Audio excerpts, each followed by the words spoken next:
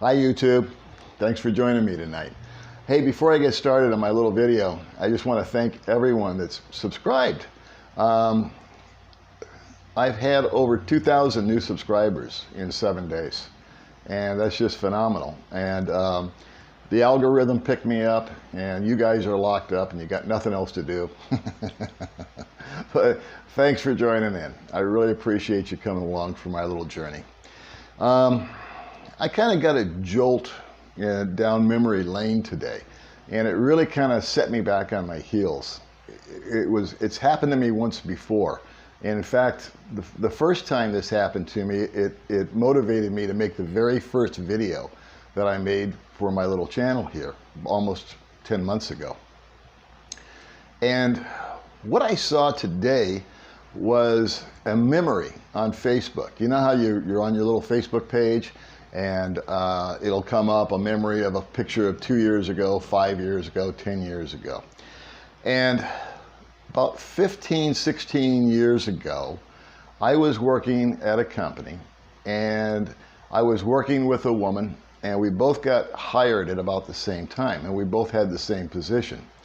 And then she got promoted to a new store that we opened. And shortly after she got promoted, I was promoted at the store we had currently worked together at. I had stayed there. She went to the new store. She took the promotion, and I didn't. And I stayed where I was at, and then they tweaked a few things, and I took the job. And that was a time in the early 2000s when I was at my peak earning. And I was also at my peak spending. And her and I did the exact same thing. She had a family, I had a family. Her husband worked, my wife kind of worked part-time. And we both went out and bought big ass houses in Las Vegas, Nevada. Much more than we needed. And I remember how I invested so much time and energy into that house, and to have shortly thereafter the recession come along, and I wasn't prepared for the recession. I wasn't prepared financially for it. I was a spender, and my female coworker was much more down to earth and logical than I'll ever be, and she weathered the storm and stayed in her home. I lost mine to foreclosure. And at the time, that was the worst thing that could have ever happened to me, because it pretty much wiped out everything that I had saved. My retirement was going to be two things: my 401k and the equity in my home. And the equity in my home had gotten stupid. It was just huge numbers. And me believing what I wanted to believe, I didn't think that party was ever going to end. It was just going to keep going and going and going. And, well, you know the answer to that, how it ended. So I do too. And so anyway, I've pretty much forgot all that. I've been living over here for 3 years, and I pretty much reinvented myself by making the move.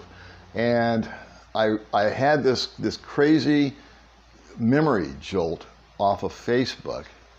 It was a picture of this woman of her home, and she posted it, and it came up. It wasn't a memory, but it was a recent photo. It was maybe a memory from about 6 months ago of her daughter's graduation or something. And in it, I saw her home. I really kind of paid attention to it. And it was a different home. It was a bigger home. It was a much more expensive home. And it had this massive, massive living room. And there was a piano in one corner. And there was a Christmas tree. So that was the memory. It was a Christmas memory. And then another photo was next to it of the backyard. And it was this big, beautiful fireplace in the backyard, built-in barbecue. And I didn't see a pool, but a patio cover and all the decorative rocks and the trees and the view of the mountains. And I hate to admit this, but I kind of had this old feeling that used to pump through my body at all times, and that was envy. And for a moment there, my eyes got big. And I saw this big, beautiful home with the piano and the massive Christmas tree, just massive, like out of a movie. And the big expanse of the backyard and the fireplace. And it's really a pretty home. It's just a gorgeous home. And it evoked all of these old emotions, drivers, ambitions that I had for so many years to get what I called ahead in the world. And it just kind of took me back in time, and I felt this almost anxiety, like, wow, I could be there right now. You know, if I hadn't quit the job, and if I had continued on and worked my ass off for 16 hours a day for 15 more years, I could have that. And I paused for a minute after all the initial kind of mixed emotions passed, because it flooded back the memories of her, working together, laughing together, and how we would get on the phone when she was at her store and I was at my store, and I would be talking about my challenges and this and that, and how much is your bonus, and oh yeah, I got this, and I broke that record, and hey, congratulations, I saw you were in the top 5, and all this sales stuff, all this business stuff, all this money talk. And I have completely dropped all that over the last 3 years that I've lived here in the Philippines. And I took another look at the photograph and of the home and of this little paradise that she'd carved out. And where I first saw it, there was envy and there was jealousy. And then I kind of shook my head and I looked around my little apartment here in my little tiny TV, you know, my goofy chicken. And I thought to myself, you know what? There but for the grace of God go I. And just this relief went over me. I said, thank God for the recession. It just swept me. It was like a wave, you know, just came and just took all my stuff and just washed it out to sea. And I mean, I'm bobbing out there with it, you know, trying to swim back to shore to figure out how I'm going to pick my life back up. And it just dawned on me, this miraculous kind of revelation came into my head, is that when I moved out here, I slowly released all of these old desires and wants and needs. And it just occurred to me this evening, and that's why I wanted to put this on tape before it passes through my reptilian brain and I forget about it. But when I was in America, I'm a baby boomer, and a baby boomer is probably the largest population of kids to come along. And I know for a fact that we are the most heavily marketed group of people on the planet since we were little right up until today. And the products have changed, but the message hasn't. It's, you need this, buy it. And as I looked back and thought about memories, I thought about the 70s, the 80s, the 90s, 2000, where I was finally in my career mode and at my peak. And I thought, you know what? I looked at the clothes and I looked at the hairstyles and I looked at the attitude and the politics, the food that I ate, the places I went, the movies I saw, the conversations that I had, and I realized that they weren't really my own. I had been marketed to so heavily, and TV was such an influence, newspapers, music. I was being told, along with the others, what to think, what to eat, what to wear, how to act, how to vote, how to spend my money primarily. And I just realized what a herd mentality I was a part of. Coming out here 3 years ago and up to today, I realized one of the greatest gifts that I've received by coming out here. I have a little tiny Social Security check. I live a very minimalist lifestyle. I have a beautiful girlfriend. I have a lovely apartment for $400 a month. I got a little tiny TV. I don't have any ads coming at me anymore because there's nothing to advertise to me. I'm an American living here in the Philippines. What I found that I reclaimed, actually I never reclaimed it, I've just recently discovered it, is independent thought. I realize now that my decisions are based on what I think, from what I absorb by what's around me. I've realized that my personality has actually shifted, and there's almost been a resurrection, or actually a birth, of my true personality is starting to emerge. And I like to say starting to emerge because I like to think that it's still got more metamorphosis to go through, that I'm still going to grow and learn and mature in my own personality, even at this age. Because I'm no longer influenced by anything. I see the Filipino culture is influenced by ads, and that's primarily for Tanduay rum and for cigarettes and for I don't know what else, to be honest with you. I just see a lot of people drinking. and it's a very poor society, so they market, silly little things, if you will. And it doesn't have any effect on me. It's just not something that I'm grabbed into.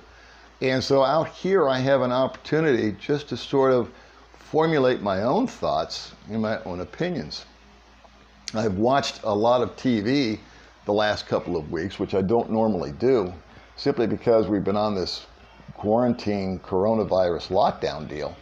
And I've kind of been watching the news a little bit about the coronavirus. And no one's talking about the housing crisis that I can foresee coming. You've got all these people unemployed. You got money being printed left and right. So to me, I'm no financial guru, but that tells me that inflation's on its way.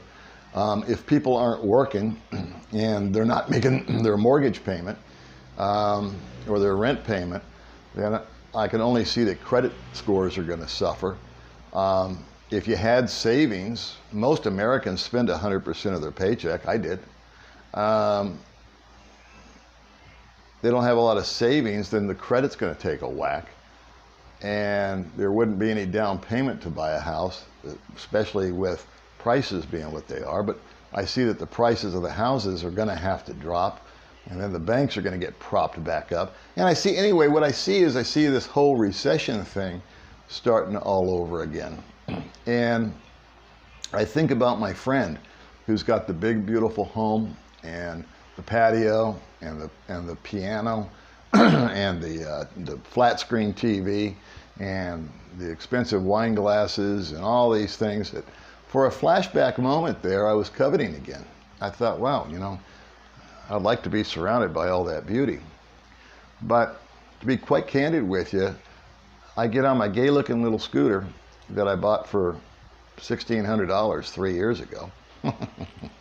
And I buzz around with a beautiful Filipina on the back, little baby May, and we go through the forest, or not the forest, but we go through the jungle, if you will, and go up to the mountains, and we see, right now there's no pollution in the air, and we see the stars and all the greenery and the natural rivers and flowing, and just what an effect that has on clearing my head, and how the independent thought has actually started to take birth. And I meet people now, and if I don't like them, I don't care if I ever see them again. Where before, I would kind of hold my tongue. Yeah, I mean, it's not like I jump on them or anything, but if they say something to me that I disagree with, back in the day, I was kind of a people pleaser. I didn't want to ruffle anybody's feathers. And so I would just go to hold my tongue. I would just sort of go, yeah, okay. I would just sort of agree with them and move on. And that never really made me feel real good, but he was like, you know, the best fight is the one you walk away from. Well, I don't get into altercations or fights out here, but if somebody says something to me that I disagree with, I just go, no, I don't believe that. I don't think so. And I'll make my case. And if they like it, great. If they don't, great. And I can just tell you that it's an independence that I feel, and it's not argumentative, it's not combative, but it's just me being able to assert my personality and my thoughts. And if they hear me, great. And if they don't, that's fine too. Being independent means that you don't really lean on anybody else's approval.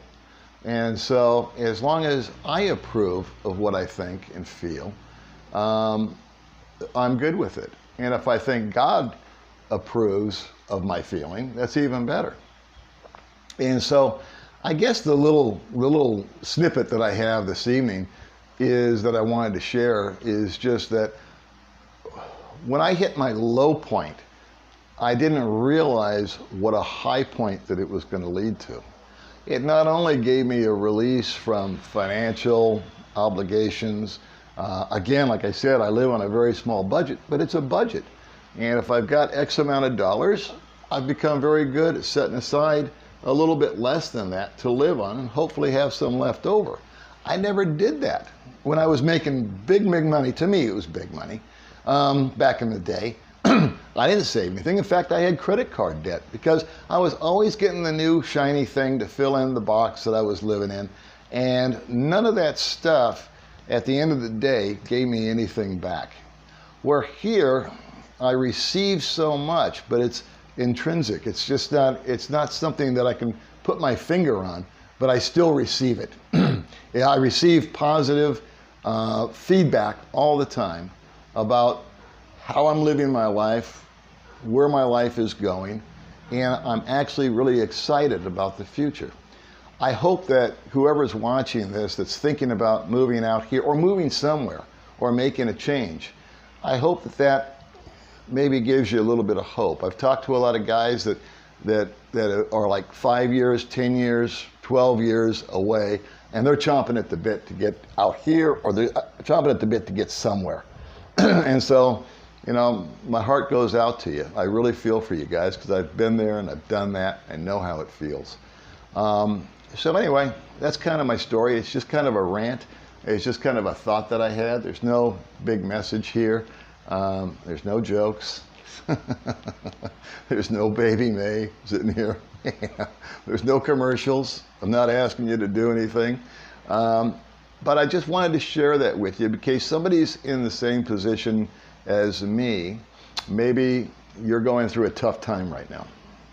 Maybe this is your recession, or you're seeing it on the horizon, that you haven't been to work, you haven't received the friggin' check yet, or you got the check and it went right out the window, and you don't know how you're going to make your payment, and you don't know if you're going to have a job, you don't know if the car is going to be there, they might repo the car, you don't know if your house is going to be worth anything in 6 months or a year, and you don't know if inflation is going to eat up any raise or job that you might get. I just want to, you know, just in my case, when I was going through my darkest time, I had no realization that it was actually setting this fabulous groundwork to lead me on a path where I could realize the brightest, the best, and the most independent days of my life. All right, guys. I appreciate you coming along for the ride. I'll talk to you next time. Bye.